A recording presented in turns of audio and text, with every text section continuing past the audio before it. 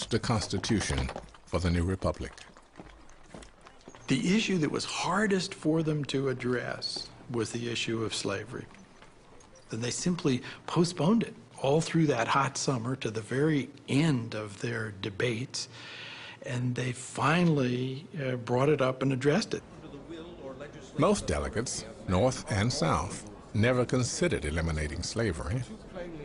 It was clear any attempt at abolition would have ended the effort to create the United States.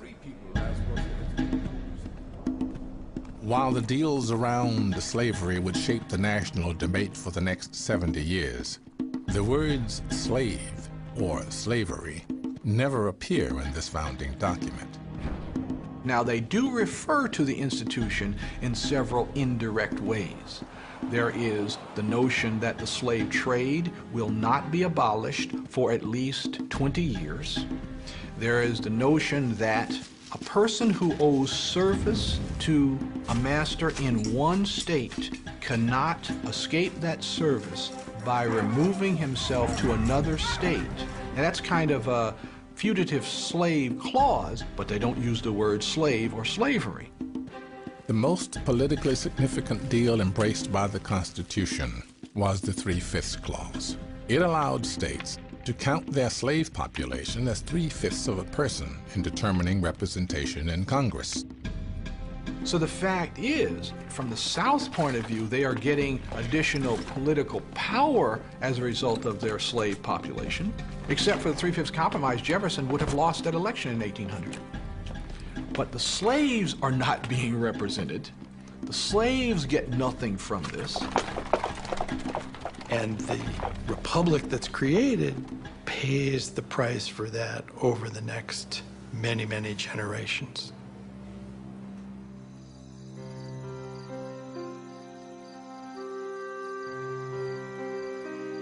Black people were betrayed by the new Constitution. But if doors were shutting, they now looked for windows to open. 90% of blacks were still enslaved, but in northern cities, freed black communities were organizing themselves. In southern cities, black artisans were buying their freedom. Both groups ignited an emancipation movement. It began with the founding of the first black Christian churches.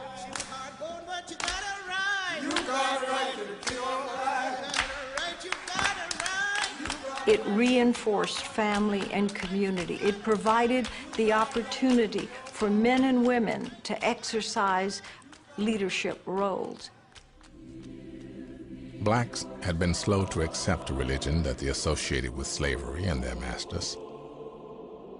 But in the mid-18th century, a Protestant revival movement called the Great Awakening introduced a more democratic and expressive form of Christianity, and some black people caught the spirit.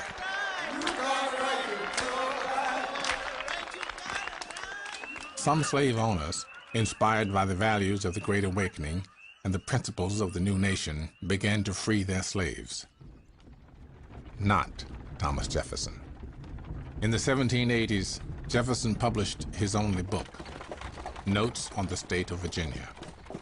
In it, he argued against this great political and moral evil of slavery, yet at the same time he wrote that blacks were mentally inferior to whites.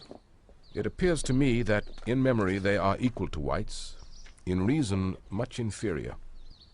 He suggests that they are not as bright, as smart, as intellectually gifted. Jefferson's theories fueled both sides of the slavery debate. And while he wrote that black people should be free, he never used his power to free them, including during his presidency. Instead, he supported shipping former slaves to Africa. Jefferson apparently believed that you could not have emancipation without having colonization, which is to say that we can't just let them be free here. That won't work. So if we are going to emancipate them, we have to send them somewhere else.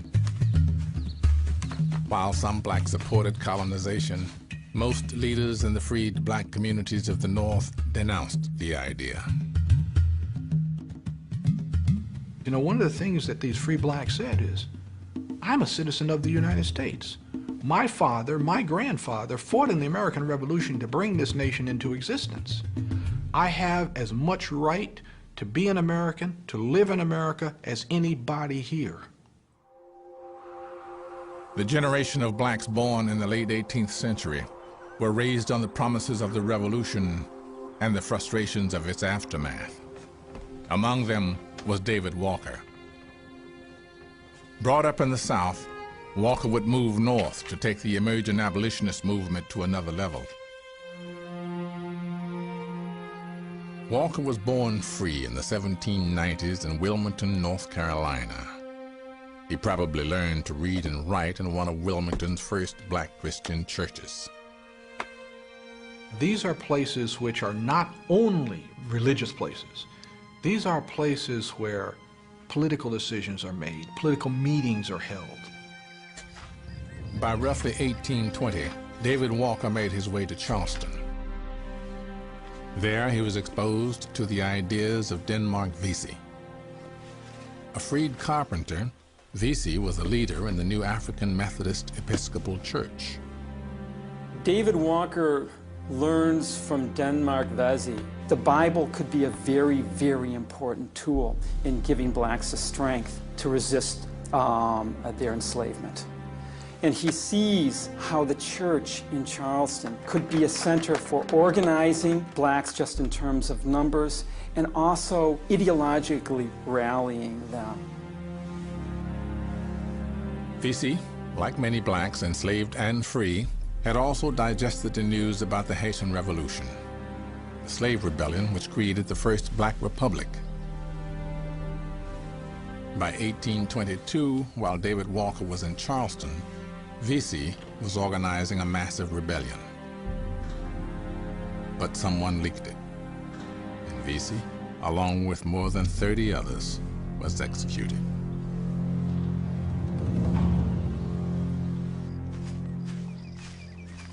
After that failed rebellion, Walker made his way to Boston. There he would discover not only a virulent racism against black men and women, but a growing political consciousness in the freed black community.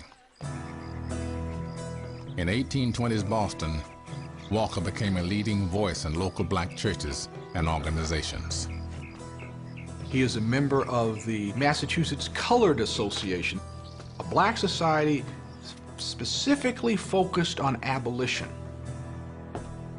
In 1829, Walker sat down to distill his experiences, his analysis of slavery, and his rage. He wrote what came to be known as the most important abolitionist document of the 19th century. He called it an appeal to the colored citizens of the world, but in particular and very expressly to those of the United States of America. This is an amazing document, and we can take it as the first maybe expression of black nationalism in this country. And basically, this is a verbal call to arms, asking the African American community to come together and empower itself. America is more our country than it is the whites. We have enriched it with our blood and tears. The appeal itself lays out the full history of argument against slavery, against slaveholding. Oh, my colored brethren. More than that, it is addressed to the colored people of America, saying to them that they have a single aspiration, and that single aspiration is freedom. We must and shall be free. Walker modeled the appeal on the Constitution, and he drew from the Declaration of Independence and the Bible. He says Jefferson and America are hypocrites. See your Declaration, Americans. Do you understand your own language? He says that America is not doing what it professes to do. It is not expressing the values that it says it believes in. We hold these truths to be self-evident, that all men are created equal. Compare your own language above, extracted from your Declaration of Independence, with your cruelties and murders. He says Christians are not living up to the values of Christianity. In the appeal, Walker directly confronts Jefferson's arguments about black people in his notes on the state of Virginia. Has Mr. Jefferson declared to the world that we are inferior to the whites? He believed that racism had become so insidious that it was profoundly demoralizing blacks, making them incapable of acting against the terrible oppression which weighed on them. And his hope was that the appeal would serve to motivate African Americans to fight that.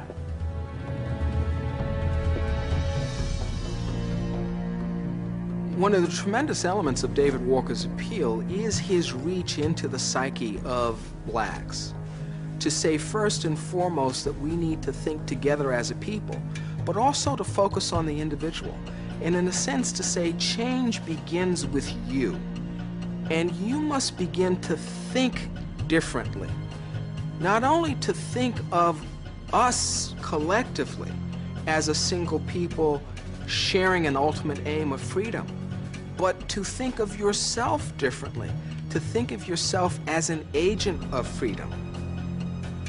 And what Walker does in his appeal in 1829 is to say, listen, if emancipation is not forthcoming, blood will flow. Oceans and oceans of blood. Americans, I call God, I call angels, I call men to witness that your destruction is at hand. Walker distributed his appeal up and down the Atlantic seaboard. He mailed copies to ministers who would read it to the illiterate. The appeal was even discovered in the hands of runaways in North Carolina. Black activists in the 1830s talk of gathering with others in their communities, to have the appeal read to them, to fire them, to give them increased inspiration to continue on with their struggle, and to help them understand what it was they were fighting. Well, as you might well imagine, this is shocking and frightening to slaveholders. Immediately, many southern states put out bounties on David Walker's head. They want David Walker delivered from Massachusetts to a variety of places in the South. Of course, southern slaveholders were well aware that there had been many slave rebellions and attempted rebellions all along, but this was particularly frightening because it was an appeal issued by a free black man outside of the South. In other words, outside of the direct control of slaveholders. One of the people who responded to Walker's charge was the young Maria Stewart, who in 1826 married a free and successful Boston shipping agent. Born free, Maria was orphaned at age 5 and immediately sent into domestic service. She probably learned to read and write in a black church.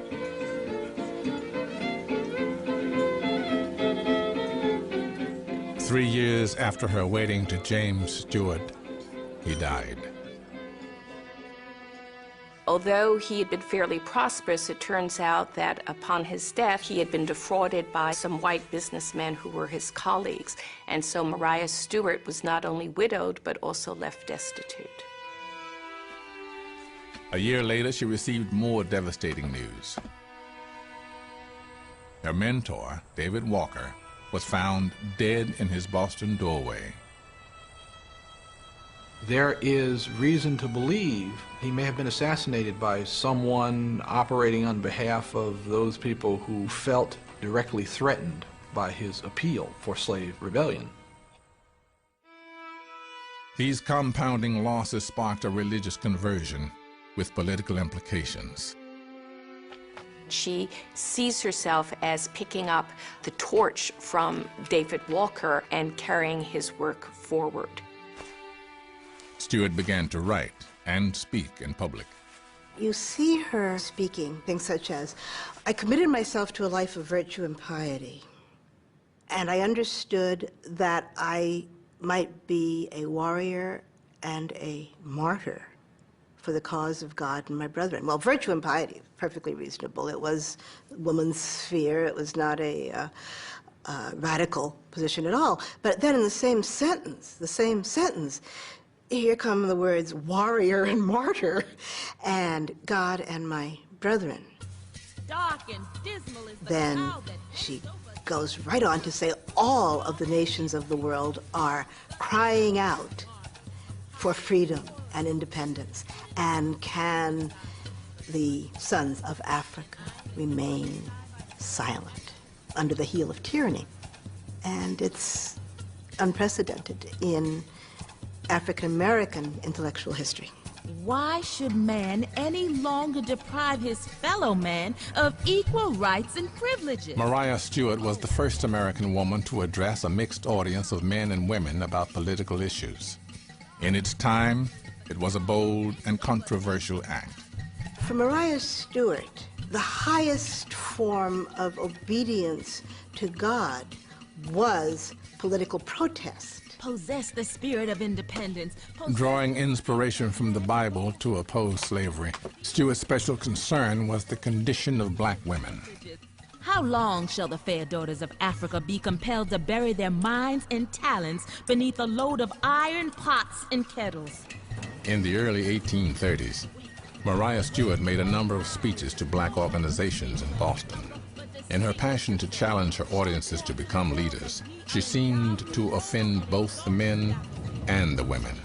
Throw off your fearfulness and come. She's very, very hard on black men and accuses them of being servile, faithless, frivolous, passive. And make yourselves useful and active members in society.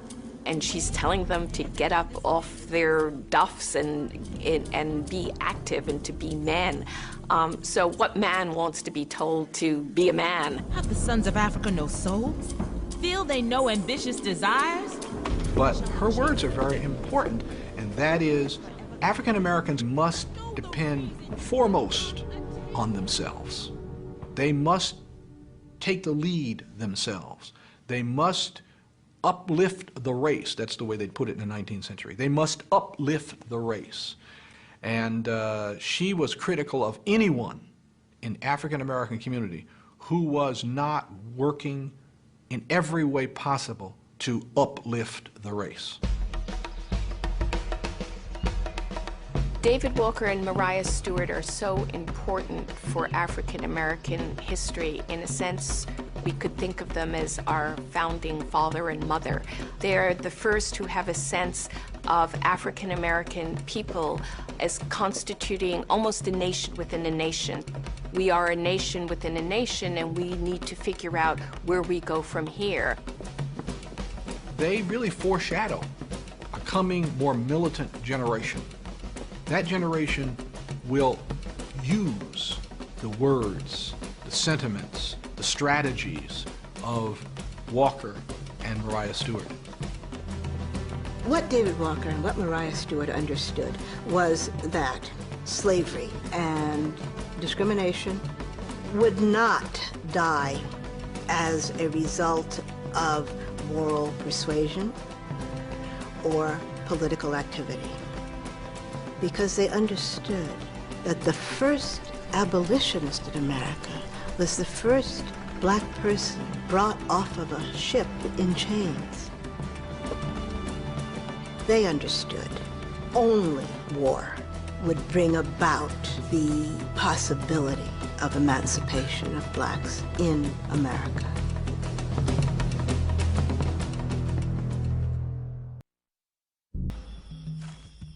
On August 22, 1831, a small army of the oppressed rose up, and the world of Harriet Jacobs and of slaves throughout the South was forever changed.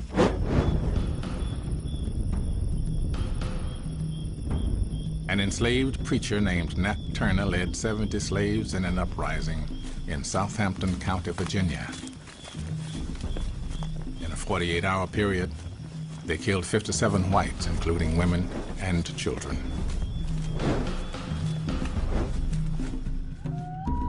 It is no accident that Nat Turner was a preacher. It is no accident that when he goes to war, he does so based upon commandments that he finds in the Bible, in Christianity. It was disturbing, to say the least, to slave holders that their slaves might spout back to them Christian doctrine which would justify slave rebellion. As word of the rebellion spread across the South, whites began to lash out.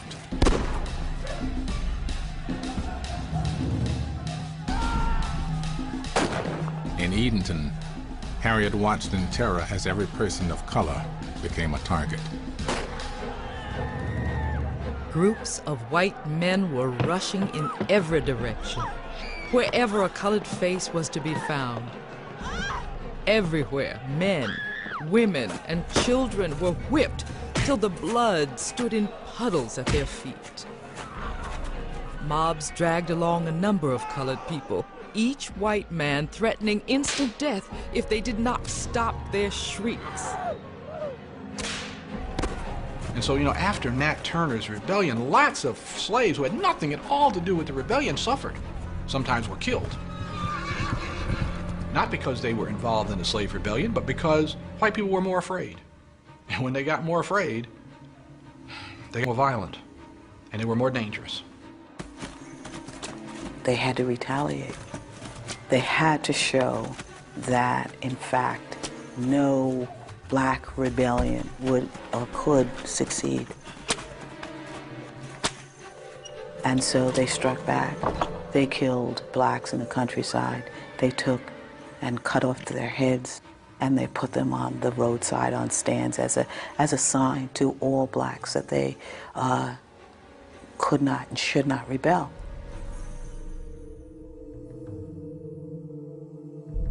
The South remained on high alert. Patrols guarded roads and gathering places. Slaveholders fostered a martial atmosphere that embraced brutality as a necessity. Leading Southerners, such as George Washington and Thomas Jefferson, had been convinced that slavery was nearing its end. Tobacco had exhausted the soil. The need for slave labor had diminished. That changed in 1803 when President Jefferson signed the Louisiana Purchase and doubled the size of the nation. 4 new states, Louisiana, Alabama, Mississippi, and Arkansas, together known as the Deep South, joined the Union as slave states. Thomas Jefferson, in negotiating of the Louisiana Purchase, declared that he was going to create an empire for liberty. He was going to make an area in which American liberty would expand across the continent. Thomas Jefferson's empire for liberty turned out to be an empire for slavery. The 19th century, the years after the Louisiana Purchase, were the period of the greatest expansion of American slavery ever. The new land was an ideal match for a new invention, the cotton gin. The combination of the cotton gin and the Louisiana Purchase made the production of cotton unbelievably profitable. The cotton gin increased the amount of cotton that a single slave could produce in a day by 50-fold. What it meant was that growing cotton was incredibly, incredibly profitable.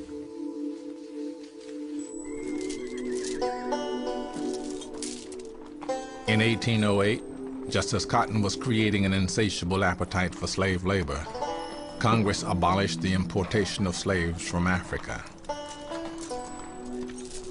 Now an already vibrant domestic slave trade would flourish. In the Upper South, the sale of slaves became more profitable than growing tobacco. Slave mothers knew that this moment might come, and they anticipated it, and they did everything they could to prevent it. They lobbied with their masters. They tried to get sold with their children. But it was something that haunted them from the moment that their children were born, that they might lose them. More than 1 million people would be sent to the Deep South. Nearly twice as many as were brought to America in all the years of the African slave trade.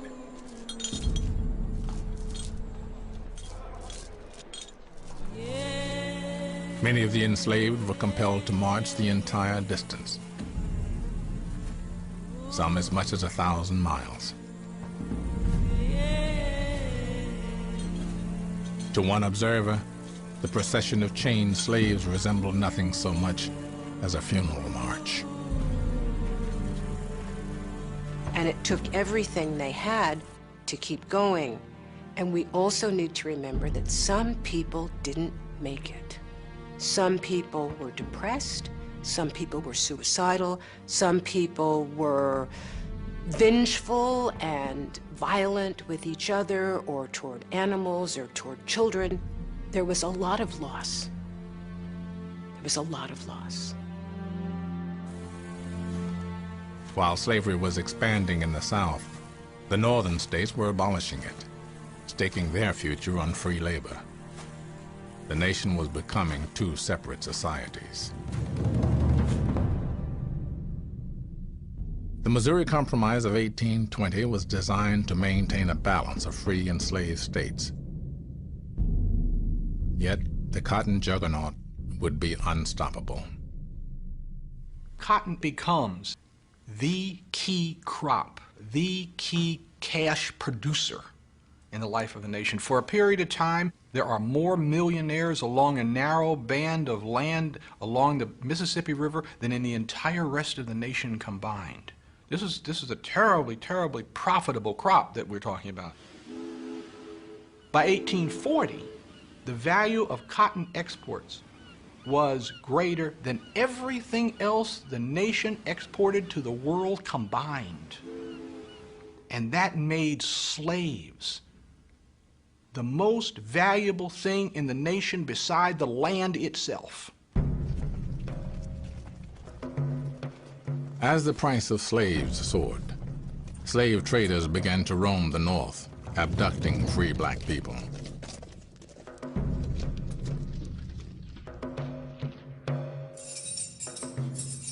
In April of 1841, Solomon Northup found himself in one of the many slave pens lining the streets of Washington, D.C. Born a free man, he lived in New York State with his wife and 3 children. The idea began to break upon my mind that I had been kidnapped, but that I thought was incredible. It could not be that a free citizen of New York should be dealt with thus inhumanly. It was a desolate thought. I bowed my head and wept.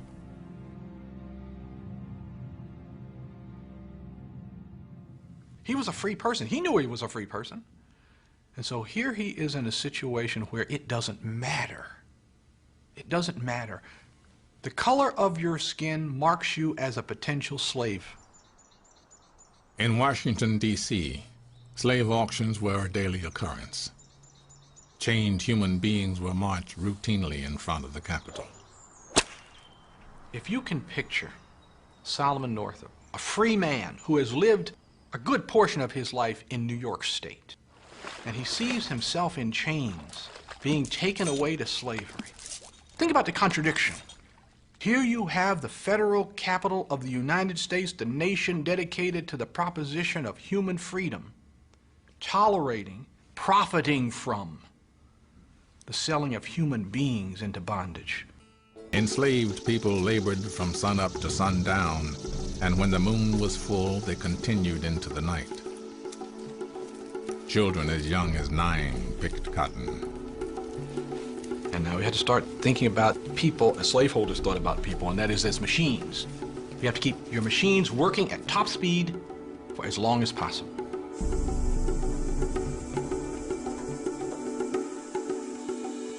Having made their fortunes in the Deep South, planters turned their attention to gaining political power, becoming governors, congressmen, senators, and presidents. Cotton and the slave labor force which made the production of cotton possible was incredibly powerful economically. And in the 19th century, as in the 21st century, economic power translated into political power. In the 72 years between the election of George Washington and the election of Abraham Lincoln, 50 of those years sees a slave holder in the White House.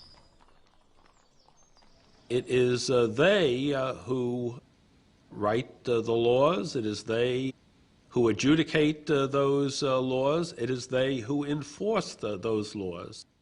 The United States is truly a slaveholding republic. Though they had abandoned slave labor in their own region, Northerners were making huge profits from slavery. Cotton generated an extensive textile industry in New England. Insurance companies insured slaves as property. Many Wall Street firms got their start as middlemen in the cotton trade. Senator Charles Sumner of Massachusetts called it a conspiracy of the lords of the loom and the lords of the lash.